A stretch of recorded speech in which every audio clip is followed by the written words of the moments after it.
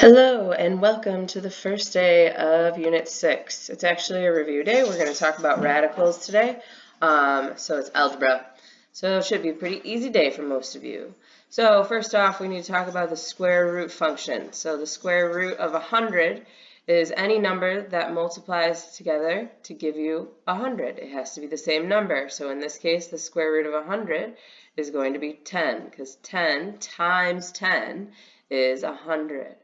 Okay, same thing with 25. Square root of 25 is going to be 5, right? 5 times 5 is 25. 36, again, 6. Square root of 36 is 6, because 6 times 6 is 36. And square root of 121 is 11. 11 times 11 is 121. You'll always be able to use your calculators, so if these are not something that you remember, calculators will be your friend. All right, so we're doing bell work today, or now that we've got our bell work done, we remember what a square root function does. We're going to be just practicing doing some simplifying of radicals, which will come in handy when we start finding missing sides of right triangles. So in order to simplify a radical that is not something exact, like the ones we just did for bell work, we have to break it down, right? So you do a factor tree. Factor trees, we love those.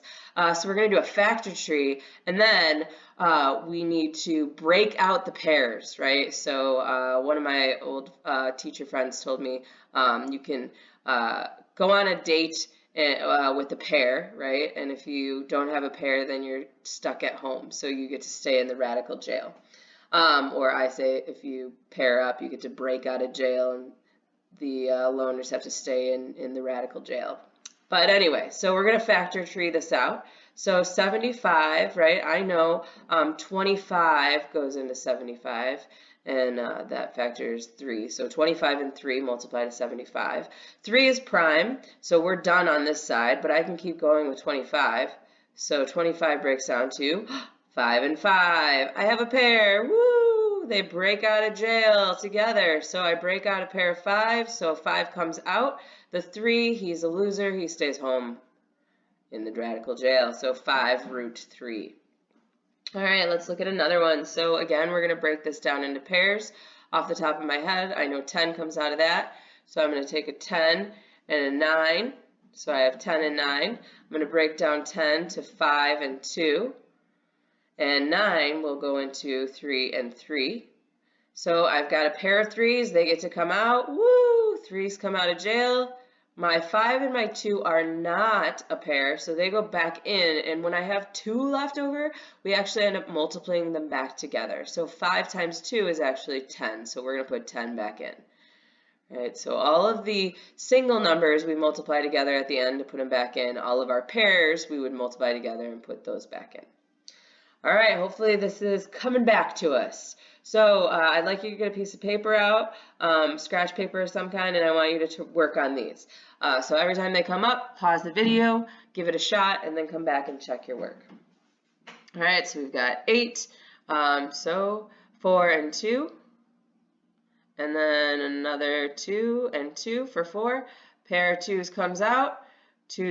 There's 1 2 staying home, so 2 root 2 is our final answer.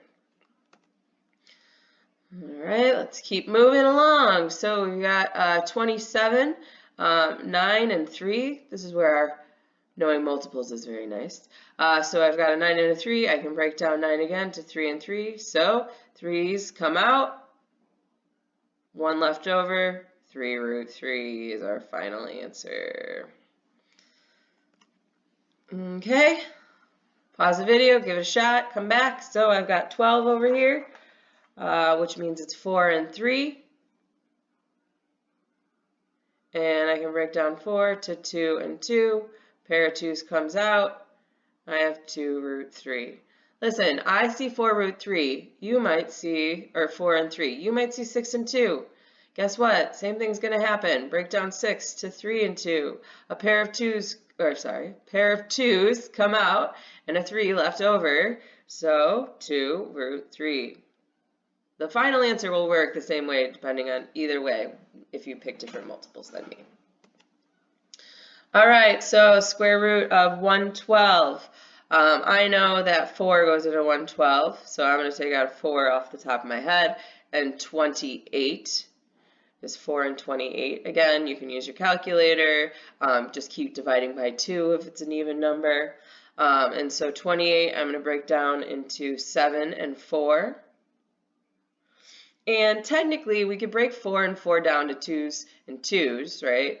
But then we're going to just end up going back because we get 2 and 2, and I get 2 and 2. And so I'm going to break out both pairs of 2s, right? So when I break out 2 pairs, I multiply the pair number together. So 2 times 2 is 4 root 7.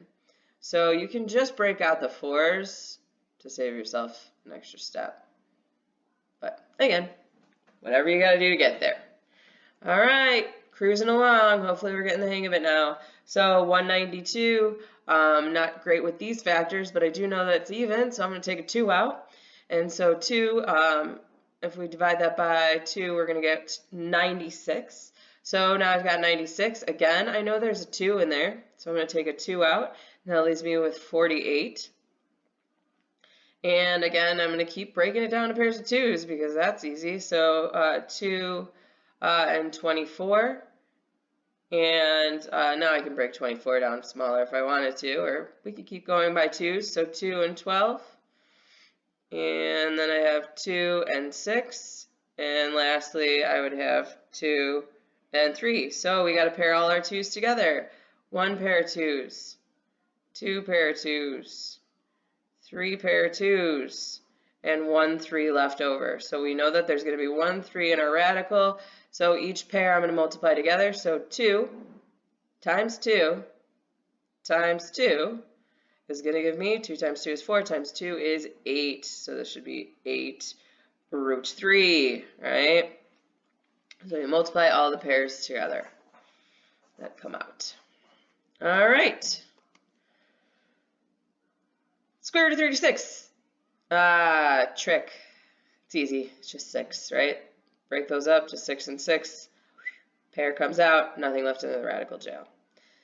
All right. So what do we do if there's a number on the outside? It's fairly easy, right? So we already have one pair that's been broken out, essentially. So we're just going to work with the radical on the inside.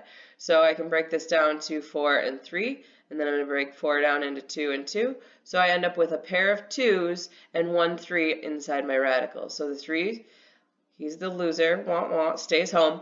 I'm going to break out a pair of 2s, but again, I have to multiply it with this guy right here because he's already outside. So it's going to be 4 times 2, which should then give me 8 root 3.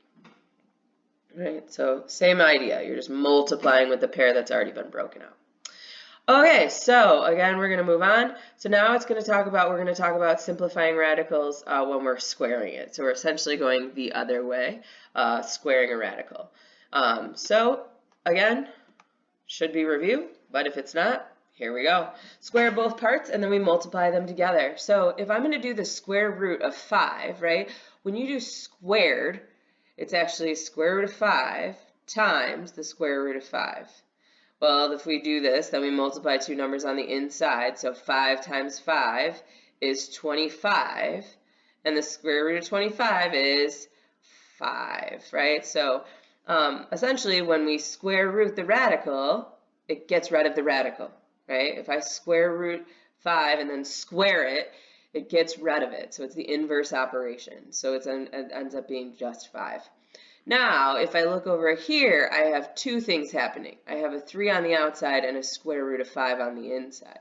So I need to distribute this, right? So I'm going to square 3 and I'm going to square 5. So I get 3 squared, which is 9, and the square root of 5 squared is 5, and then I multiply these two results together, so I get 9 times 5 is 45. All right, so again, we just need to make sure that we remember to distribute when we're cross-multiplying, or distribute. All right, so take a look at this one, see if we can do it on our own. I'm going to wait for you guys to pause the video, come back, see how you did. So we're going to square 7 squared. we're gonna square 7. We're gonna square the radical. So 7 squared, square root of 2 squared. So I get 49 times 2, because the radical goes away, and 49 times 2 is 98. All right, quick math in my head. All right, let's keep going. So, 2 root 7, so a little bit of an inverse. So now I'm going to square the 2 and square the radical. So 2 squared times square root of 7 squared. 2 squared is 4. Square root of 7 squared is 7. 4 times 7 is 28. All right, let's try one more, and hopefully we've got this down. So we're going to square both. 5 squared times square root of 5 squared. We get 5 squared is 25 times 5, which is 125. So hopefully if we're feeling confident with radicals now, if not, I would check on Khan Academy, do some more practice problems. We will be continuing to work with radicals through the rest of this unit, so it's key that we understand.